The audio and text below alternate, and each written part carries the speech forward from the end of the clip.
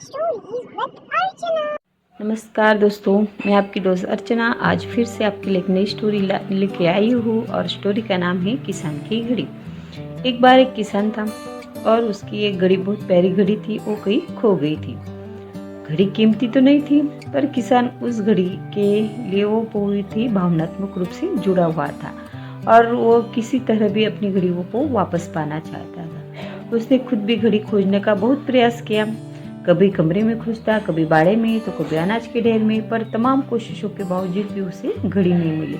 उसने नीचे किया कि वो इस काम को बच्चों की मदद लेगा और उसने आवाज़ लगाई, सुनो बच्चों, तुम में से जो कोई भी मेरी घड़ी को खोज देगा उसे मैं 100 रुपये इनाम में दूंगा।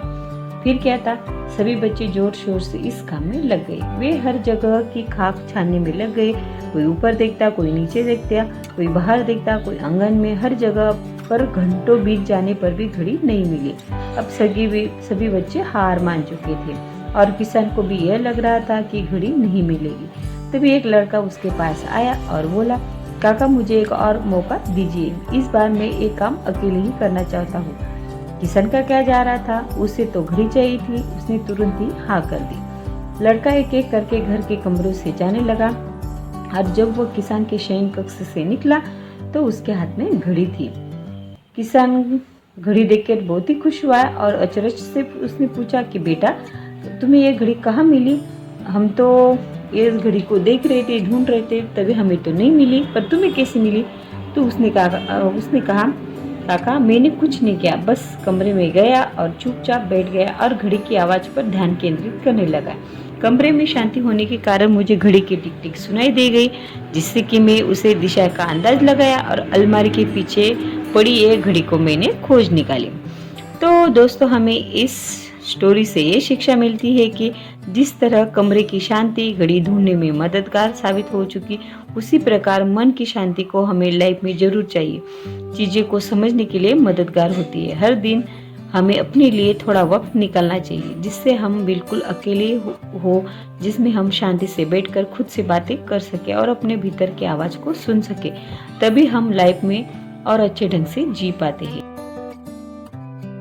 तो चलो दोस्त, आज हम वास्तु टिप की बात करते हैं और हम जो वास्तु टिप की बात करेंगे वो है घड़ी की।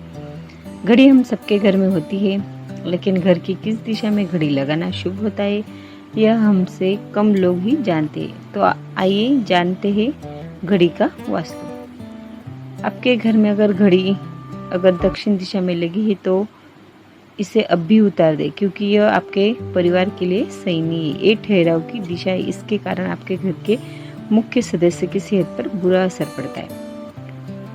दूसरा है, आपके घर में किसी दरवाजे के ऊपर घड़ी लगी है तो इसको आप आज ही उतार दें। ये वास्तुशास्त्र के अनुसार सही नहीं है। ऐसा करने से उसके नीचे से गुजरने वाले व्यक्ति पर नकारात्मक ऊर्जा का प्रभाव पड़ता है।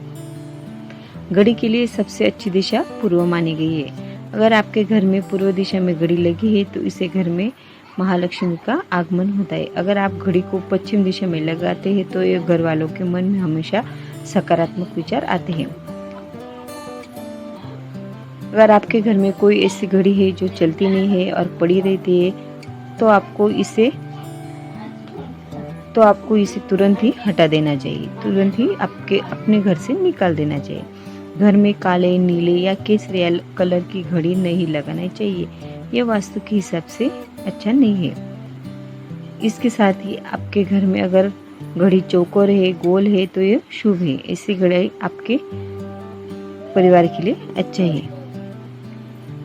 तो चलो दोस्त, आज की मेरी स्टोरी और आज के मेरे वास्तु टिप आपको कैसा लगा ये मुझे ज़रूर बताइएगा।